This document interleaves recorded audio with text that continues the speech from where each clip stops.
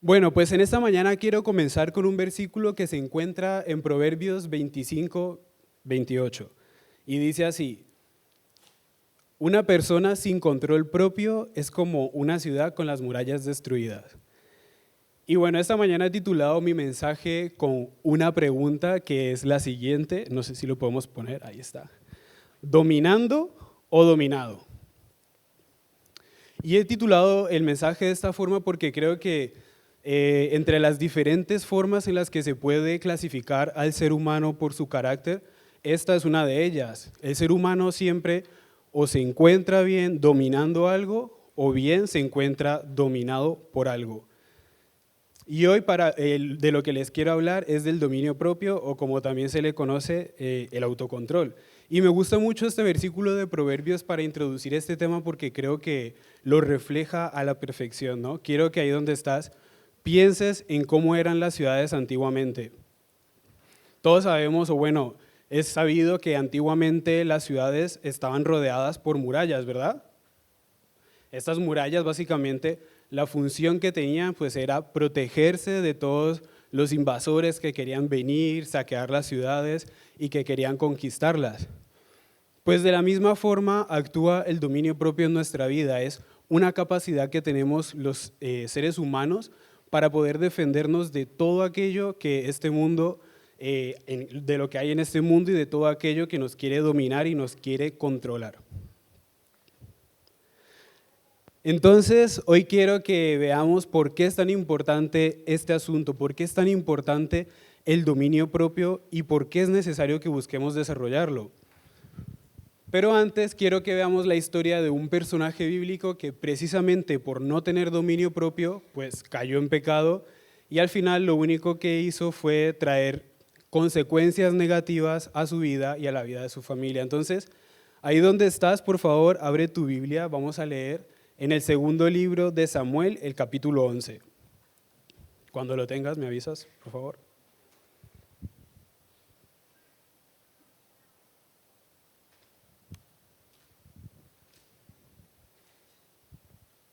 Amén, ¿lo tenemos? Bien, segunda de Samuel capítulo 11, dice lo siguiente. En la primavera, cuando los reyes suelen salir a la guerra, David envió a Joab y al ejército israelita para pelear contra los amonitas. Destruyeron al ejército amonita y sitiaron la ciudad de Rabá. Sin embargo, David se quedó en Jerusalén. Una tarde después del descanso del mediodía, David se levantó de la cama y subió a caminar por la azotea del palacio. Mientras miraba hacia la ciudad, vio a una mujer de belleza singular que estaba bañándose. Luego envió a alguien para que averiguara quién era la mujer y le dijeron, es Betsabé, hija de Eliam y esposa de Urías elitita. Así que David envió mensajeros para que la trajeran y cuando llegó al palacio se acostó con ella. Luego ella regresó a su casa. Betsabé recién había terminado los ritos de purificación posteriores a su periodo menstrual. Tiempo después, cuando Betsabé descubrió que estaba embarazada, le envió el siguiente mensaje a David: estoy embarazada. Entonces David envió un mensaje a Joab y decía: mándame a Urías elitita. Así que Joab se lo envió. Versículo 7, cuando Urías llegó, David le preguntó cómo estaban Joab y el ejército y cómo marchaba la guerra. Después le dijo a Urías: ve a tu casa a descansar. David incluso le envió un regalo a Urías apenas éste dejó el palacio. Pero Urías no fue a su casa, sino que durmió esa noche en la entrada del palacio con la guardia real. Al enterarse David de que Urías no había ido a su casa, lo mandó a llamar y le preguntó: ¿qué pasa? ¿Por qué no fuiste anoche a tu casa después de haber estado fuera por tanto tiempo? Urías le contestó: el arca y el ejército de Israel y el de Judá están viviendo en carpas, y Joab y los hombres de mi señor están acampando a cielo abierto. ¿Cómo podría yo ir a casa para beber, comer y dormir con mi esposa? Juro que jamás haría semejante cosa. Está bien, quédate hoy aquí, le dijo David, y mañana puedes regresar al ejército. Así que Urías se quedó en Jerusalén ese día y el siguiente. Versículo 13, David lo invitó a cenar y lo emborrachó, pero aún así no logró que Urías se fuera a la casa con su esposa, sino que nuevamente se quedó a dormir a la entrada del palacio con la guardia real.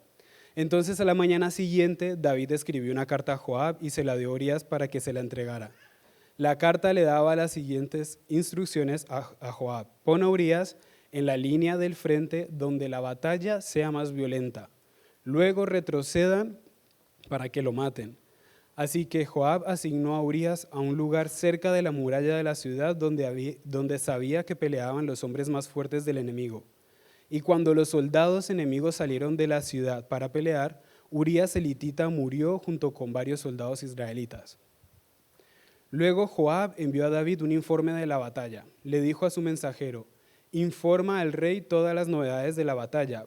No sabían que dispararían, pero tal vez se enoje y pregunte, versículo 20, ¿por qué las tropas se acercaron tanto a la ciudad? ¿Acaso no sabían que dispararían desde la muralla? ¿No fue Abimelec, hijo de Gedeón, muerto en Tebes por una mujer que le tiró una piedra de molino desde la muralla? ¿Por qué se acercaron tanto a la muralla? Entonces dile, murió también Urías el hitita. Por lo tanto, el mensajero fue a Jerusalén y le dio un informe completo a David. El enemigo salió contra nosotros en campo abierto, le dijo, y cuando los perseguíamos hasta las puertas de la ciudad, los arqueros que estaban en la muralla nos dispararon con flechas. Mataron a algunos hombres del rey, entre ellos Urías el hitita. Versículo 25, bien, dile a Joab que no se desanime, dijo David. La espada devora a este hoy y a aquel mañana. La próxima vez esfuércense más y conquistarán la ciudad. Cuando la esposa de Urías se enteró de que su marido había muerto, le hizo duelo por él. Y una vez cumplido el periodo de luto, David mandó que la trajeran al palacio y pasó a ser una de sus esposas. Luego ella dio a luz un hijo, pero el Señor estaba disgustado con lo que David había hecho. Entonces, en esta historia vemos cómo el rey David va cometiendo pecado tras pecado y cada cual peor y más grave. Entre muchos de los motivos que podemos observar por los cuales el rey David hizo lo que hizo, creo que está más que claro que uno de ellos fue la falta de dominio propio. Y esto lo podemos deducir o lo podemos entender por varias razones.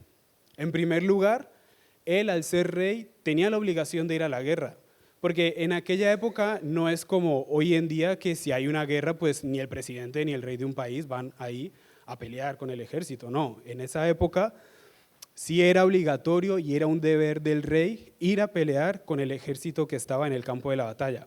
Pero ojo, esto no quiere decir que el no haber ido a la batalla o a la guerra fuera la causa principal de que David luego hiciera lo que hizo, sino que el hecho de haber dejado su responsabilidad a un lado de ir a la guerra y el hecho de no haber estado donde tenía que estar fue lo que propició ese escenario para que luego hiciera todo lo que hizo con sus consiguientes consecuencias. En segundo lugar, cuando él vio a Betsabé que se estaba bañando, en lugar de apartar su mirada y irse lo más lejos que pudiera y huir de la tentación, lo que hizo fue quedarse viéndola y además la deseó en su corazón y mandó a averiguar sobre ella. Entonces, como te digo, en lugar de apartarse y huir de la tentación, en cambio lo que hizo fue enfocar sus pensamientos en sus propios deseos y contemplar la tentación por completo. Luego ya cuando supo pues quién era, pues ya le dio igual y pecó deliberadamente, es decir, se acostó con ella, aunque sabía quién era, aunque sabía que era una mujer casada, lo hizo aposta, se acostó con ella. Y además, no conforme con eso, cuando supo que ella había quedado embarazada, trató de esconder su pecado. Hizo que Urías viniera al palacio, hizo que se fuera con su esposa a dormir para que tuviera relaciones con ella y pues pareciera que el hijo que ella iba a esperar era de él, lo emborrachó, le mandó un regalo y aún así no pudo encubrir el pecado. Y cuando finalmente ya no pudo hacer nada más para no quedar expuesto, simplemente dio la orden de que lo ubicaran de tal forma en el campo de batalla donde sabía que el ejército contrario iba a acabar con su vida. Entonces, como podemos ver, con una sola decisión, David podría haber evitado toda esa cadena de sucesos. Sin embargo, él fácilmente se dejó llevar por sus impulsos, por sus malos deseos, sin llegar a medir la magnitud de la gravedad de lo que estaba haciendo. Y como consecuencia de esto, pues trajo destrucción a su propia casa. Primero, el hijo que tuvo con Betsabé murió, luego uno de sus hijos se rebeló contra él y quiso matarlo y estuvo persiguiéndolo. y entre muchas otras cosas. Pero bueno, esta es la figura de David, del rey David, una figura que, como vemos, pues, por falta de ese dominio propio, al final vemos que llevó a cabo una serie de cosas que acabaron en destrucción y en muerte. Pero bueno, en la Biblia al final encontramos otros personajes que, en contraposición del rey David, vemos que realmente sí fueron capaces de tener este dominio propio que es tan necesario y que les ayudaron a mantenerse firmes en sus creencias y en sus convicciones. Y bueno, hay muchos personajes de este tipo y yo te quiero hablar de uno solo. No lo vamos a leer para no hacerlo tan largo, pero te quiero hablar de Daniel, el profeta Daniel. Y te animo a que cuando tengas un tiempito en tu casa te leas el libro de Daniel porque de verdad que es una historia increíble y va a ser de mucha bendición para tu vida. Pero Daniel fue un profeta hebreo que fue exiliado a Babilonia y su historia considero que de verdad es un gran ejemplo de dominio propio, porque a pesar de estar en un ambiente hostil, era un ambiente hostil porque era un ambiente completamente pagano, no adoraban a Dios, tenían otros dioses y comían alimentos sacrificados para otros dioses para adorarlos, él se mantuvo firme, él se mantuvo fiel a sus creencias y a las convicciones que se le habían inculcado en el lugar de donde él venía.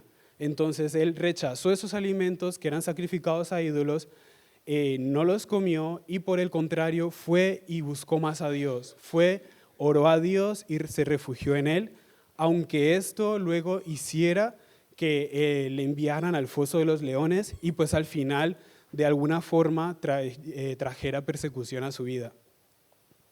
Entonces, como vemos su historia, pues esa parte de ese dominio propio que Daniel tuvo, nos puede servir realmente como un escudo en nuestras vidas, un escudo en momentos difíciles y complicados, y su ejemplo realmente nos tendría que motivar e impulsar a permanecer firmes en nuestras creencias y en nuestras convicciones cuando, a pesar de lo que pueda pasar, a pesar de las consecuencias que aparentemente sean negativas para nosotros por el mundo en el que vivimos. Pero bueno, entonces, ahora yo te quiero hablar de la importancia del dominio propio. ¿Por qué es tan importante el dominio propio en nosotros como seres humanos? Pues bien, yo me atrevo a decir que este componente de nuestro carácter es muy importante y que aplica a absolutamente todas las áreas de nuestras vidas. Porque, por ejemplo, ¿cuántas veces no hemos dicho la típica frase de el lunes empiezo la dieta?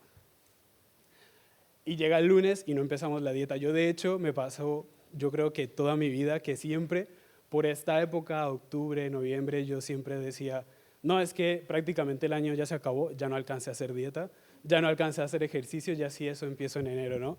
Y así me la pasé durante años y años al final postergando el asunto.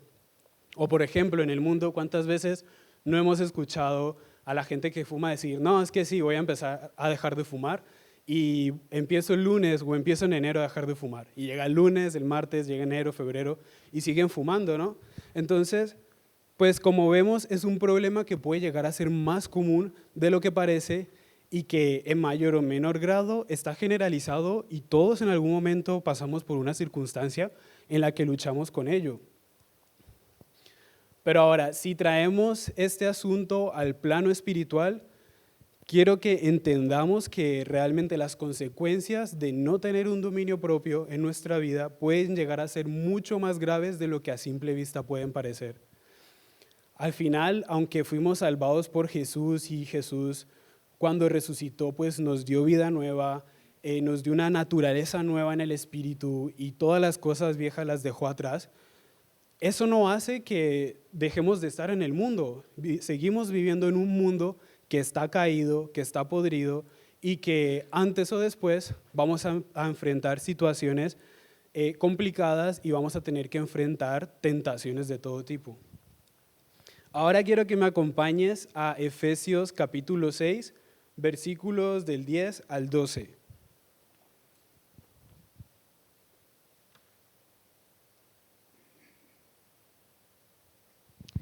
Efesios 6, del 10 al 12. ¿Ya lo tienes? Sí, bueno, amén. Vamos a leer. Dice, Una palabra final, aquí es el apóstol Pablo hablando. Sean fuertes en el Señor y en su gran poder. Pónganse toda la armadura de Dios para poder mantenerse firmes contra todas las estrategias del diablo, pues no luchamos contra enemigos de carne y hueso, sino contra gobernadores malignos y autoridades del mundo invisible, contra fuerzas poderosas de este mundo tenebroso y contra espíritus malignos de los lugares celestiales. Pero tenemos que entender el contexto de estos versículos. Tenemos que saber que, la carta de los Efesios la escribió el apóstol Pablo dirigida a los primeros creyentes que habían en Éfeso. Pero Éfeso era una ciudad en la que se le rendía culto a la diosa Artemisa, y la forma que tenían de hacerlo era a través de las relaciones sexuales. Éfeso era una ciudad muy importante porque era un puerto, entonces era como un punto donde toda la industria del comercio se reunía, y el perfil del hombre que había en esta ciudad pues simplemente eran marineros que iban y venían por el tema del comercio. Entonces, dentro de la estructura religiosa de su diosa Artemisa, en esta ciudad realmente no estaba dirigida por hombres, sino que estaba dirigida por mujeres. Es decir, no habían sacerdotes, sino que había sacerdotisas. Y el hombre simplemente estaba relegado a ser un instrumento sexual que usaban estas sacerdotisas para rendir culto a su diosa a través de las relaciones sexuales. Y es en medio de este ambiente tan podrido y tan hostil que Dios levanta una iglesia y la establece. Entonces, el apóstol Pablo escribe esta carta a los efesios con el fin de fortalecerlos, de fortalecer su fe y de animarles a que se mantengan firmes en medio de este escenario. Pero la verdad es que, aunque han pasado casi 2000 años desde que el apóstol Pablo escribió esta carta, creo que todos estarían de acuerdo conmigo al decir que realmente el mundo en el que hoy en día vivimos no se aleja tanto de ese contexto cultural tan podrido de Éfeso, ¿no? Al final, este mundo hoy en día cada vez está más caído y somos testigos de cómo la moralidad cada día se degrada aún más. Entonces, si volvemos a estos versículos que acabo de leer, en los versículos del 10 al 12, podemos entender que realmente como creyentes, como hijos de Dios y como seguidores de Jesús, en todo momento vamos a estar en una continua batalla espiritual. Vamos a tener que enfrentar una batalla continua para poder resistir a esos enemigos que no son de carne y hueso, que no los podemos ver, pero que lo único que quieren hacer es derrotarnos, destruirnos y acabar con nosotros.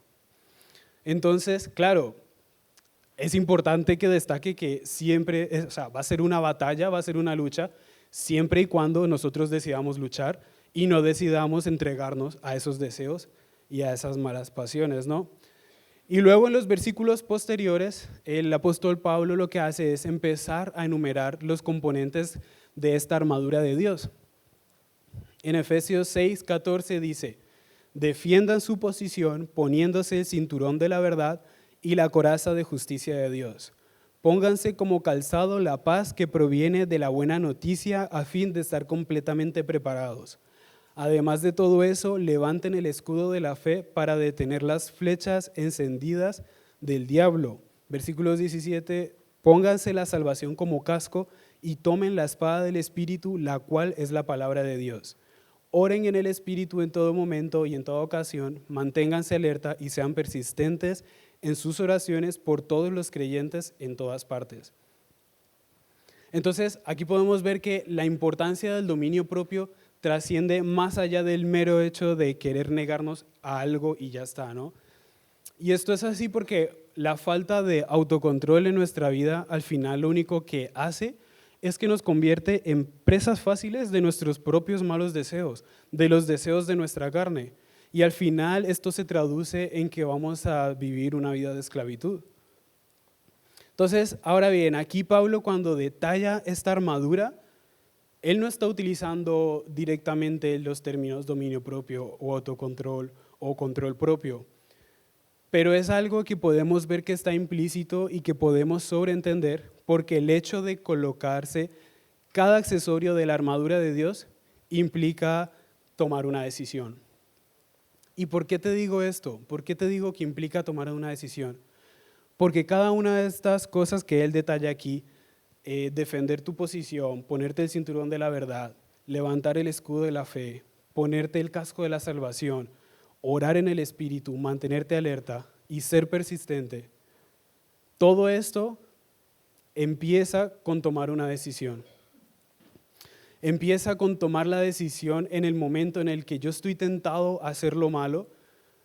Empieza por tomar la decisión de hacer lo bueno. En el momento en el que yo quiero hacer lo incorrecto, tomar la decisión de realmente hacer lo correcto y hacer lo que agrada a Dios. Y eso nunca va a ser algo que nuestra carne quiera. Y ahí es donde vamos a enfrentar esta batalla espiritual.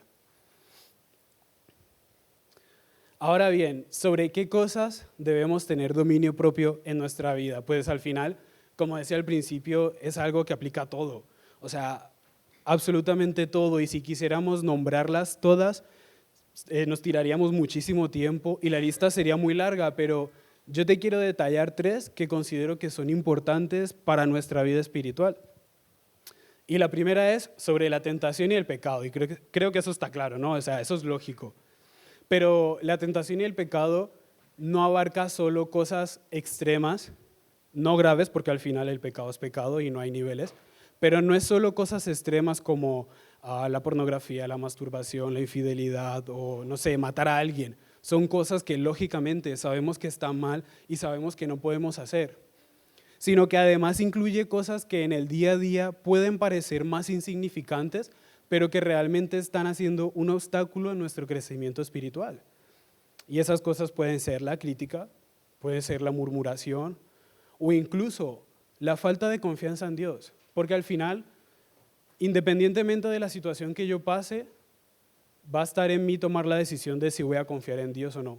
Dios ya hizo su parte, que es ser fiel, pero en mí está la decisión de si voy a decidir confiar en Dios o me voy a dejar envolver por eso esa situación que me está envolviendo o que estoy atravesando.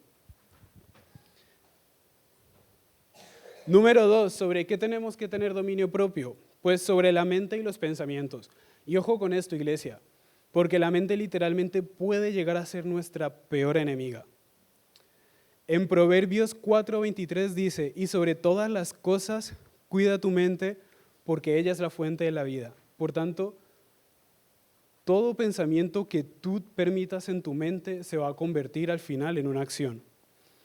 Entre otras cosas, es por eso que la Biblia siempre nos está invitando a que cada día luchemos por tener una mente renovada, que luchemos por dejar esa antigua forma de pensar, esos malos hábitos de pensamiento que teníamos cuando estábamos en el mundo y que busquemos tener la mente de Cristo, que busquemos tener una mente realmente gobernada por el Espíritu Santo y no por esa vieja naturaleza. Además, en otro proverbio dice, tal como es el hombre en su pensamiento, así es. Y esto es así, iglesia. Todo pensamiento que tú caviles, que tú le des lugar en tu mente, al final lo vas a llevar a un acto, al final se va a convertir en una acción. Lógicamente, no podemos evitar que los pensamientos vengan, pero sí podemos evitar, con dominio propio, que se queden en nosotros y que se conviertan en esa acción. Y por otra parte, número 3, tenemos que tener dominio propio sobre las emociones. Al final somos seres emocionales porque Dios nos creó así, entonces las emociones por sí solas no son malas. Somos seres emocionales y Dios nos quiso crear de esa forma. Pero el problema viene cuando permitimos que esas emociones dominen nuestros impulsos y nuestras reacciones, sobre todo cuando no tienen un motivo aparente de ser. Es decir, por ejemplo, a mí antes me pasaba que durante muchísimos años habían días en los que yo me levantaba súper desanimado y me levantaba así y estaba todo el día triste, sin ganas de hacer nada y realmente no había un motivo, simplemente me levanté así. Luego con el tiempo pues entendí que por mi temperamento mi tendencia siempre va a ser a estar de esa forma, pero entendí que yo no debo dejarme dominar por eso, sobre todo cuando no tengo un motivo para estar así. Porque al final eso lo que estaba haciendo era que yo no quisiera hacer nada, literalmente no tenía ganas de nada. Y si yo me hubiese dejado dominar por eso, al final hubiese acabado en una depresión o quién sabe en qué, ¿no? Entonces, tenemos que tener cuidado con las emociones. No está mal que tú te sientas de una forma u de otra, pero sí está mal que dejes que esa emoción dirija tu día, que dirija tus actos, que dirija tu vida en general. Y bueno, yo creo que estás aquí escuchándome, ¿no? Y estarás pensando, no, sí, muy bien, todo eso está muy bien, el dominio propio es muy importante, hay que tener dominio propio sobre esto, pero es muy fácil decirlo, ¿no? Podemos llegar a pensar, es muy fácil decir que hay que tener dominio propio, pero no, yo sé que no es fácil. De hecho, si fuera fácil tener dominio propio, todos lo tendríamos y no tendríamos ninguna lucha y esto no sería un tema a tratar, ¿no? Pero yo mismo he estado en esos momentos y esas circunstancias en las que he experimentado que no puedo, he vivido en mi propia carne que no es fácil tener dominio propio. Por ejemplo, yo siempre he luchado con la queja. Cuando algo me incomoda o cuando algo no me gusta, mi tendencia es quejarme. Además, yo no me quejo un poquito, yo me quejo bien. O sea, yo me explayo y digo todo lo que se me pasa por mi mente. Y entendí que eso está mal, que eso no le agrada a Dios, pero de verdad era algo que me estaba dominando porque no era capaz de controlarlo. Entonces, algo que me ayudó a mí fue un versículo de 2 Corintios que dice, bástate mi gracia porque mi poder se perfecciona en tu debilidad. Y recordar este versículo fue además un recordatorio de que tenemos al Espíritu Santo en nuestra vida. Él es nuestro mejor ayudador, Él está ahí para nosotros, para ayudarnos, porque lógico, nuestras fuerzas son limitadas, pero las de Él no. Y ahí donde nosotros no alcanzamos, Él sí va a llegar y Él sí va a poder dominar eso. Ruth, ¿me puedes ayudar, por favor?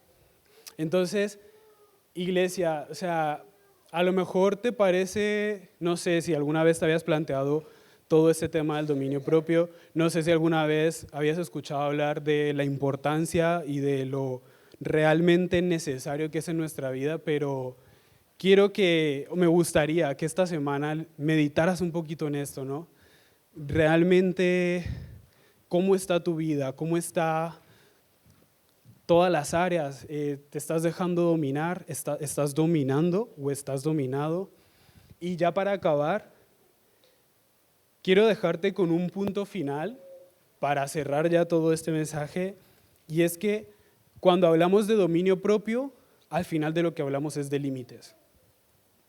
Tenemos que establecer límites en nuestra vida y tenemos que ser temerosos y respetar esos límites, porque al contrario de lo que piensa el mundo al final piensa que la persona que menos límites tiene es la que es más libre, pero no. La Biblia lo que nos enseña es que establecer límites en nuestra vida nos va a ayudar a vivir en libertad, porque no vamos a estar siendo esclavos de nada. No vamos a estar siendo esclavos de nuestro pasado, de nuestro pecado, ni de nada. Entonces, así como esas murallas en la antigüedad estaban delimitadas, esas ciudades en la antigüedad estaban delimitadas por murallas para defenderse de sus invasores y de todos aquellos que los querían conquistar, de esa misma forma, quiero que entiendas lo necesario que es establecer esos límites en tu vida para que no te dejes dominar por nada más que por el Espíritu Santo.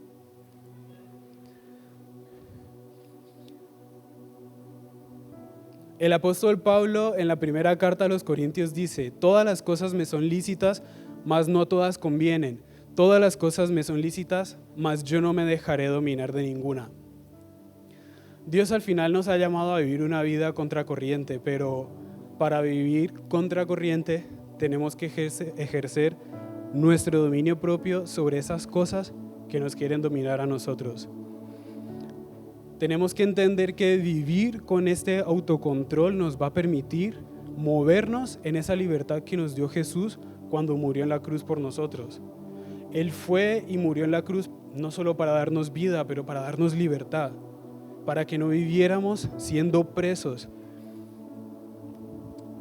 Y si nosotros vivimos con estos límites y con este dominio propio, vamos a poder practicar esa libertad. Pero si no, si queremos vivir haciendo lo que nos da la gana, pues al final lo único que va a ocasionar es que vivamos fuera de la voluntad y de los planes de Dios, pero sobre todo vamos a vivir siendo unos esclavos, vamos a vivir en una continua cárcel, siendo presos de, no sé, a lo mejor en el área sexual, de la pornografía, la masturbación, lo que sea, pero a lo mejor tu cárcel no es esa, a lo mejor tu cárcel es la comida, a lo mejor tu cárcel es tu móvil, a lo mejor tu cárcel es la mentira. Y entonces yo te animo a que cuando estés en tus tiempos con Dios, de verdad te hagas un autoexamen y te preguntes, ¿estoy dominando o estoy siendo dominado? Y a partir de ahí, empieza a tomar decisiones en tu día a día para poder establecer límites. No va a ser fácil, va a ser muy duro, va a ser muy complicado porque al final esas cosas han sido un mal hábito y romper con hábitos es duro. Pero tenemos de nuestra parte al mejor, que es al Espíritu Santo. Ya para terminar, quiero dejarte con un último versículo que está en 1 de Pedro 1:13, que dice: por eso estén atentos y piensen bien lo que van a hacer, para que siempre hagan lo correcto. Y confíen plenamente en que Dios los tratará bien cuando regrese Jesucristo. Entonces, iglesia, te animo a que pongas esto en práctica. Practica el dominio propio y pon tu esperanza en el regreso de Jesús. Amén. ¿Por qué no te pones de pie y vamos a terminar orando? Vamos a pedirle al Señor y al Espíritu Santo que sea Él realmente ayudándonos en esto. Amén. Señor, te damos gracias por este día, Señor. Gracias por tu palabra, Señor. Pero sobre todo te damos gracias, Padre, porque un día Jesús murió en la cruz por nosotros para darnos vida y para darnos libertad, Señor. Padre, en esta mañana queremos pedir tu ayuda, Señor, y la ayuda de tu Espíritu Santo para que seas tú, Señor, ayudándonos a ejercer este dominio propio en nuestras vidas, Señor. Estamos cansados de vivir siendo esclavos, estamos cansados de vivir dominados por cosas y queremos dejar de vivir así, Señor. Ven y rompe con toda atadura en nuestra vida, Señor. Rompe con toda atadura en nuestra mente, Señor. Y ayúdanos a vivir en esta nueva naturaleza que tú nos diste y en esa libertad que nos dio Jesús en la cruz. Amén.